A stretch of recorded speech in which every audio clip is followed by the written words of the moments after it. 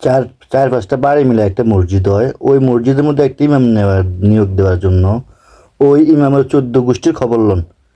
তাহলে একটা এমপি নির্বাচিত করবেন, ওই এমপিটার খবর লইবেন না এমপিটা কি ভালো না খারাপ।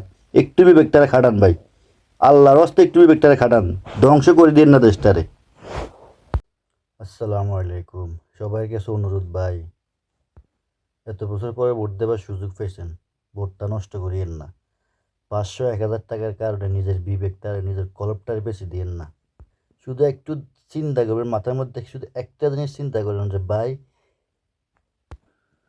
চিন্তা করেন শুধু একটা সমাজের মধ্যে যদি একটা মসজিদ হয়, ওই মসজিদের মধ্যে একটা ইমামের নিয়োগ দেওয়ার জন্য ওই ইমামের 14 গোষ্ঠী পর্যন্ত খবর লই।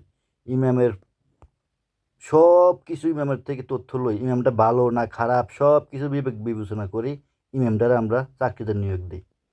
শুধু একটা সমাজের জন্য, লক্ষ লক্ষ মানুষের জন্য একটা এমপি নির্বাচন করবেন, ওইটা চিন্তা করবেন না আসলে লোকটা ভালো না লোকটা খারাপ, ওই লোকটার ভোট দিলে কি লাভ হইব না লস হইব।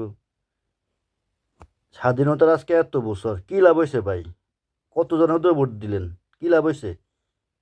একটু নিজের বিবেকটারে খাটান, খাটাইয়া একটা সৎ এবং যোগ্য লোকের ভোট দেন, যাতে সমাজটার একটু উন্নত হয়।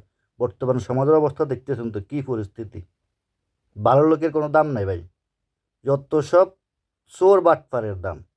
এমন লোকেরই ভোট দেন যে ভালো লোকের দাম পাইবেন।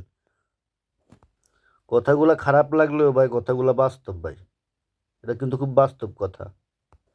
ভালো থাকবেন, সুস্থ থাকবেন। বেশি কথা বললে আবার বলবেন যে রাজাকার, তো অতএব বেশি কথা বলতে চাই না। আল্লাহ হাফেজ।